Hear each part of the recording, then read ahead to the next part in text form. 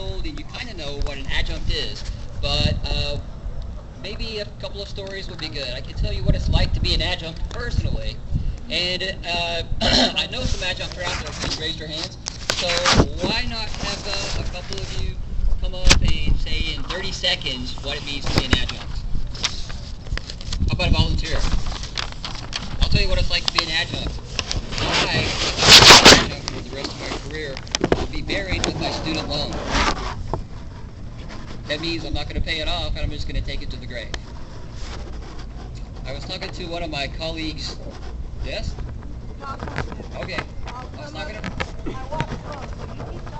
All right. I was talking to one of my English colleagues yesterday, who's actually, if you are a full-time instructor for the community college, you teach 10 classes a year, 5 classes a semester.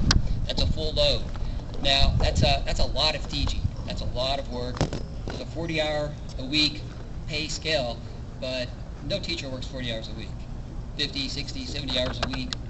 So my colleague I was talking to yesterday, who is an adjunct at 2 physical locations and 1 internet location, teaches 8 classes this semester.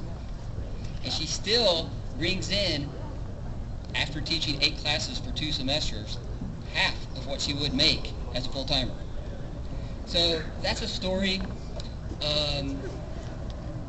I know there are various other stories in the media that have been going around, some of them quite dramatic. Not every story is this bad, but there are cases where in New York City, and of course New York City, cost of living is not cheap here, but New York City, of course, much more.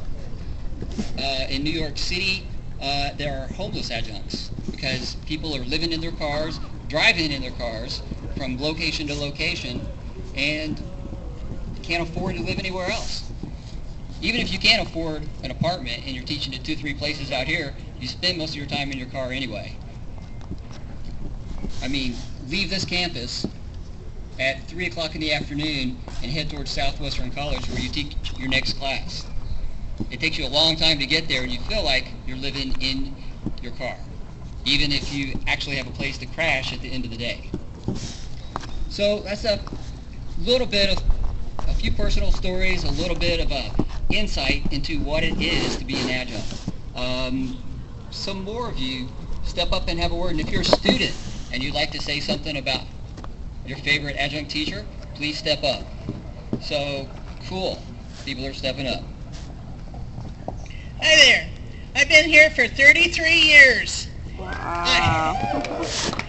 I'm an adjunct. I want to be full-time. When I was going for my bachelor's degree and my master's degree, I took education classes. Back then, there was actually a lifetime community college teaching credential. I have it. I have tried and tried and tried to get to be full-time because that was my goal.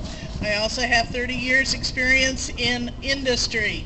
So I bring to the classroom, like many adjuncts do, actual experience. I can tell my students, this is why you have to do it. This is why you have to learn it, because I have that experience. I want desperately to be a full-timer, but they've got it set up where it's really difficult. And I appreciate what President Luster said about 17 out of 26 being hired, but you know what? Right now I'm at the maximum load for an adjunct, and I'm at the poverty level. And frankly, if I didn't have a reverse mortgage, I would have lost my house. I can't afford it. And so, yet I am still here. I have, in the past, worked another job besides this, but my classes are so scattered out, they won't hire me. They want people with, give them full-time days, 2 and 3 in a row. I can't do that because I'm an adjunct and I've got classes, and we are second-class citizens. I had to bring my wheelie here because I don't have an office where I can leave it. If I wanted to go to the cafeteria between classes, I'd have to take my wheelie. It's just weird being an adjunct, but all of us are here because we want to teach. We're not in here for the money, but we need the money so we can afford to teach. And so, please, tell your adjuncts, thank you.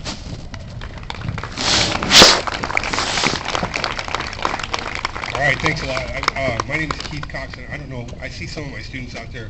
I teach history I taught here only 10 years now, so I'm not quite as qualified as the last speaker, but I did want to just step up because I heard John over here talking about the kind of life of an adjunct, and I've actually lived in that life of teaching 8 classes just to get by.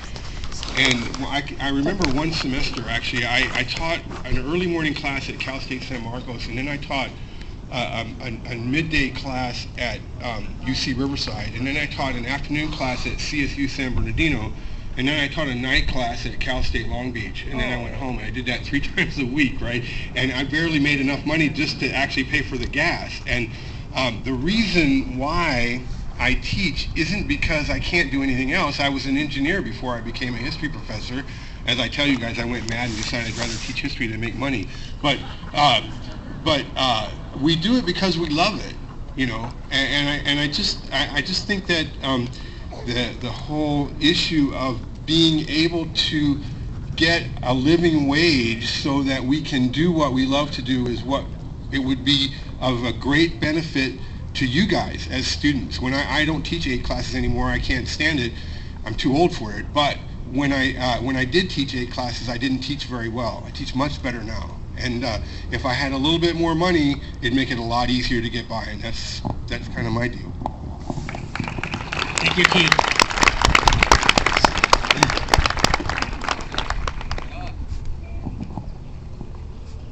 Just one more point that I don't think has been made. I've been teaching since 1999, community college. I teach in child development. My name is Susan Ferguson. We're only allowed to teach 3 classes. I'm not sure if this is union. Is this? It's the we can only teach 3 classes. So you'll see us teaching in San Diego Community College District. You'll see us at Grossmont Cuyamaca. You'll see us at Palomar. You'll see us in San Marcos. You'll see us at Southwestern. We can't get by just on 3 classes. And remember, those 3 classes are at half pay from what the full-time faculty are earning. Thank you. Anybody else want to say a few words?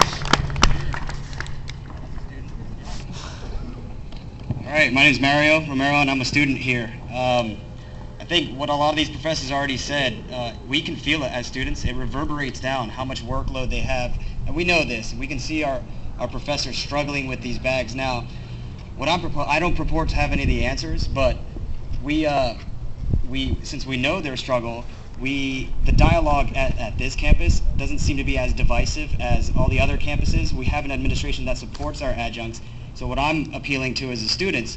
So all I want to suggest is to take these sheets, the sheets seriously. If you can't get a hold of one of these sheets now, you can stop at room I-102, which is the Veterans Resource Center, and we have a stack of them. Come through, come talk to us. We can share stories about our personal favorite adjuncts and their shortfalls and whatnot, or sorry, not their shortfalls, we felt their struggle, because we did. I felt it. My favorite professor, one of them, John Raw, I don't think he's here anymore, but he's an adjunct, and the guy was a genius. And we have student veterans that are over at Yale right now, at Columbia, and they're writing back to us that they don't have the caliber of instruction from professors like some of the adjuncts that are here.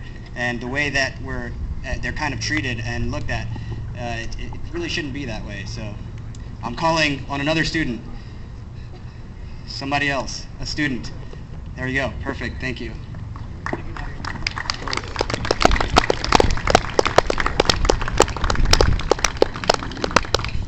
So one of the teachers that spoke is one of my favorite teachers. I learned so much in business from her. I admire her dedication because I know she lives in East County, so she drives about an hour to get here. I don't know if she has any other teaching places or not, but I drive an hour as well. And she was always on time or early and was always there and willing to help you and stay after school. Thank you. Thanks. Any other students want to say something nice?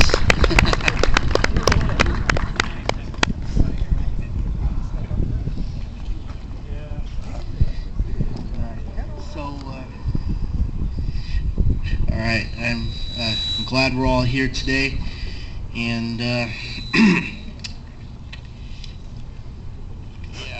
thank you. These politicians, man, they apparently flunked college themselves because they don't understand